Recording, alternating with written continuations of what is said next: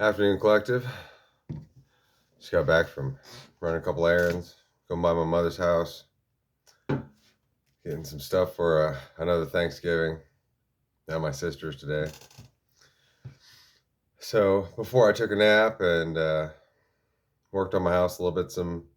I don't know if I'm going to stay in this house another month, or if I'm going to be dead in a month, or if I'm going to be here another year right now. So that's why I'm not making a whole lot of changes, like changing my channel or doing it up all, all pretty and whatnot. We're just flying by the seat of our pants, and probably until at least the first of the year, and playing things by ear.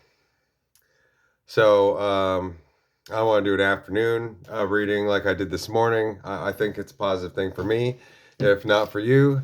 And so I'm going to continue right now on this book on the Kabbalah. And Spirit picked out 4 short passages for us to go over, as food for thought, for me to sleep on and kick back and think about for all of us this afternoon, and you too, if it suits you right. So the first one is called Imagination.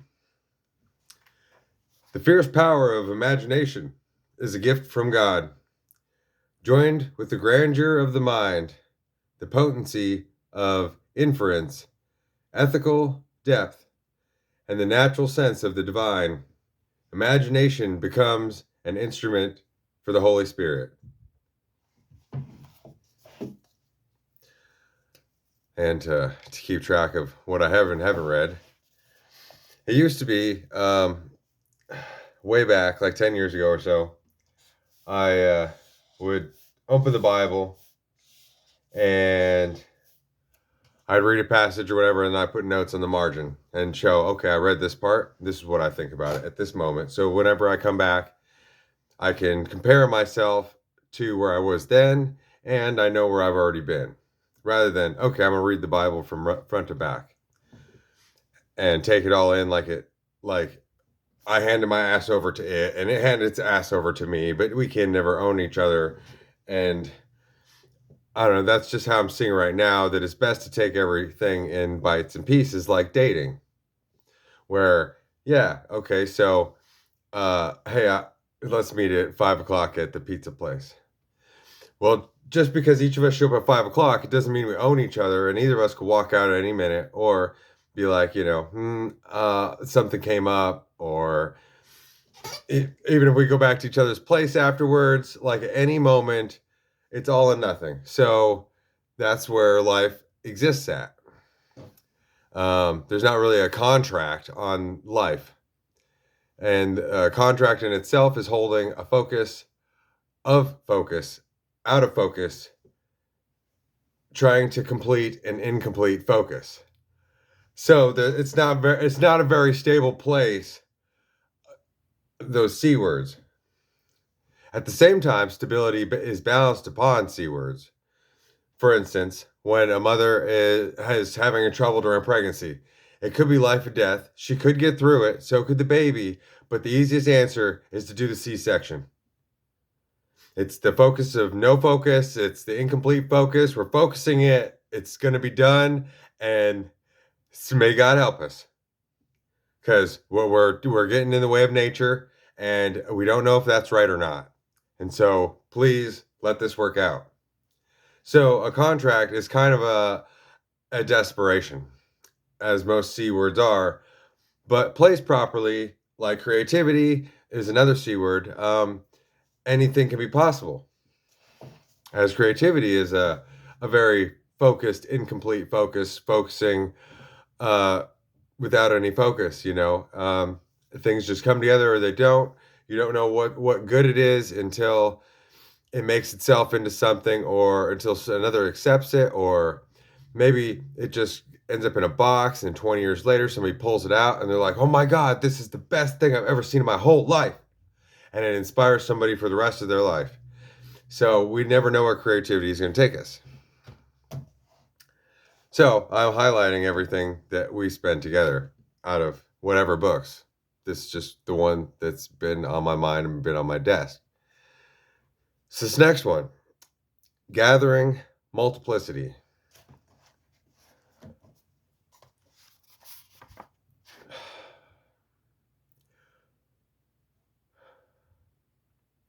One who descends from the root of roots to the form of forms must walk in multiplicity. One who ascends from the form of forms to the root of roots must gather the multiplicity. For the highest form unites them all, and the root extends through every form that arises from it at any time. When the forms are destroyed, the root is not destroyed. Exactly. As we all come from the world tree, and as the fable, as one form of Christ is Odin, and Odin, as the All-Father, hangs from the tree of life, bleeding to death, between life and death, waiting for the answer to what the symbols mean so that he could help or maintain or control, whatever, so that he could better serve mankind. And so that's the hangman position, but that's where we all receive Christ, and that's also where we get the deepest parts of ourselves.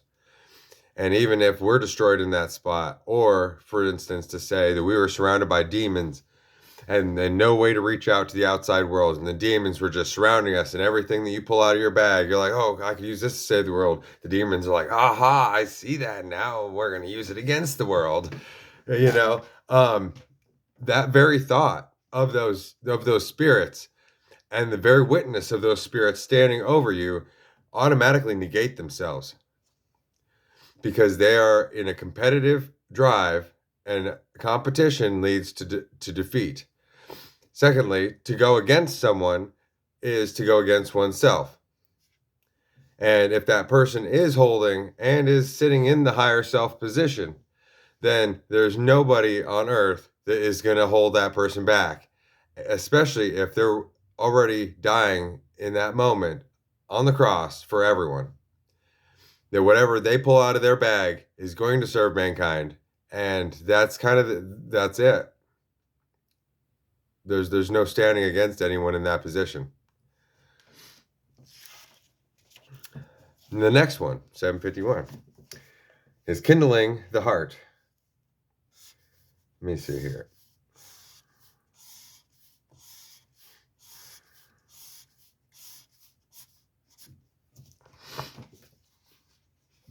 Kindling the heart. Those who practice aloneness and unify the divine name kindle the fire on the altar of their hearts. By their pure thought, all the Sephirot are unified and linked to one another until they are drawn to the source of the infinitely sublime flame. Here lies the secret of the unification of a person that a person performs in the morning and evening prayers, raising all the Sephirot and unifying them into a single cluster. Thereby one cleaves to the divine name. And I think that's another way to say exactly what I just kind of drew out.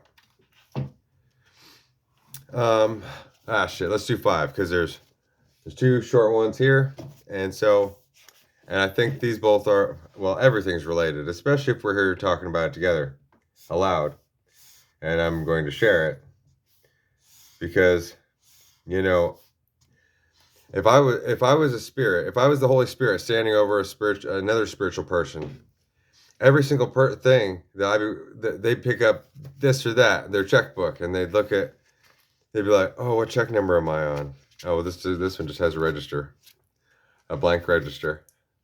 So a blue blank register. What could that mean for you? And that's what the Holy Spirit is there guiding us all the time, together and collectively, because the Holy Spirit is part of the divine and is everywhere at once. And so if one person sees it, in a way than it's potentially been seen by everyone on Earth. And that's why, for instance, the Holy Spirit had such a hard time in the past, or, for a spirit, how could it be a hard time, right? But when one person would get a vision and would be the only person on the face of the earth that would have that vision, and they would have to carry that hidden in front of everyone when spirit like bleeds off of us like smokes of what we are about and what we contain. And so to have a vision that is different than anyone else's vision automatically makes you the precious and the target of everyone on earth. And so that is why there had to be so many different groups of divisions, of secret organizations, of different kinds of laws and confusion in order to make it so that anybody could get through and survive another fucking day. Once they were aligned with their truth, that somebody wouldn't come and knock their fucking head off. And so that's why we have to praise the Heavenly Mother. And because it is her chaos magic on the earth that has actually protected us to get this far. That she's the killer of demons, but each of us is partially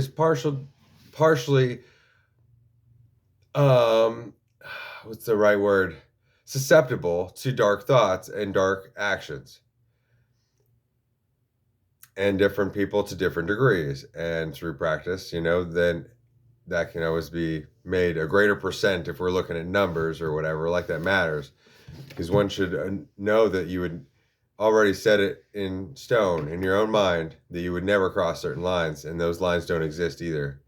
Because you'll have to cross those lines, but you'll have to cross them in the infinitude within oneself. So you can't really pick sides. Anything that you go against automatically goes against you. Anything that you're for automatically goes for you. But what's for you if it's not away? And what's against you if it's not towards?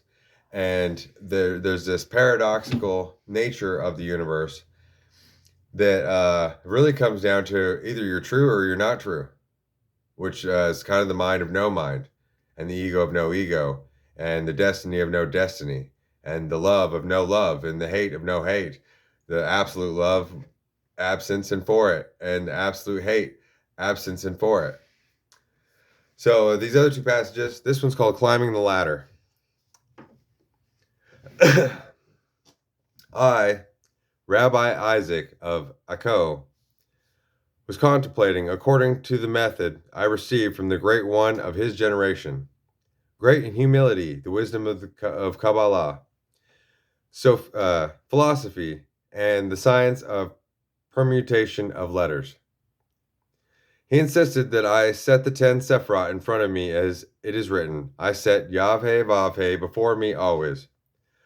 I saw them today above my head like a pillar, with their feet on my head and their heads high above, beyond all the four worlds, emanation, creation, formation, and actualization. As long as I was contemplating this ladder, the name of the Blessed Holy One, I saw my soul cleaving to Ein Sof. I didn't know I was going to read this passage. And this exactly talks about the world tree that I was just speaking of. And letters. This was called Gazing at Letters. And in the knowledge of letters is the greatest of mental torment and spiritual awakening that one could ever experience. Because normally, for instance, the mind, like for instance, you hear somebody say something or you think something, and then automatically your mind, there's two minds in there. Then the other mind goes, oh yeah, but what if? Oh, but that means, and either one backs the other one up or tries to cut it off, or they match up and like, okay, we're going together, or oh, we're going against them, or whatever. Well, once you circumambulate down to a total definition of one's own being, and you can describe it so perfectly and flowingly to where 1 minute to the next you can label your own boxes, then you find that you're trapped on a point of death. And each one of those thoughts and descriptions that you created is against you and is calling for the end of your life. And that's when you're really getting it on. That's when the real beginning starts, because then now you're on the real fucking cross at Golgotha. Then every single action, word, and event that happens to you after that moment, the Holy Spirit you've already given into with 110%, and your own mind has already agreed that it has to balance against itself and against others, and for, but without. And every single thing, there's nothing you can break down. And then the more you try to break anything down, the more it breaks you right back in the face. And then that's where true innocence is reborn. So this, gazing at the letters. Remember God and God's love constantly. Let your thought not be separated from God.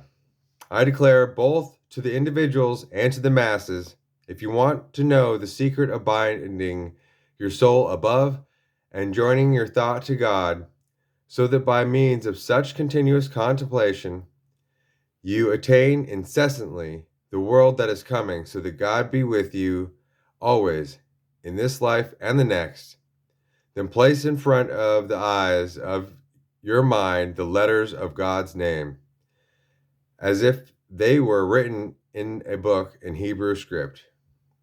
Visualize every letter extending to infinity. What I mean is, when you visualize the letter, focus on them with your mind's eye as you contemplate infinity, both together, gazing, and meditating. And I believe that sums up what I was saying about the letters. And so this just is from one minute to the next, I might be in the kitchen making food. And then the next minute, spending time with my cats and the way that they act. And the next, I might be on YouTube. Then the next person I listen to. Like, it looks like it's all these broken moments, but there's not a broken moment, not a one, anywhere. But each of us is experiencing a different line on a grid. But I mentioned it's so strange. It's hard to imagine that the grid is infinite and there is no such thing as a line. And this is where we are at Aquarius, 1751, where definition is destruction and all that one has. And creativity is the destruction of definition and all that one has not. It's just something beyond explanation. And so I send my best wishes to everyone this afternoon, and I'm going to work on some things here, and that's just what I wanted to share and do collectively for now. So have a wonderful afternoon and a great weekend if I don't see you again.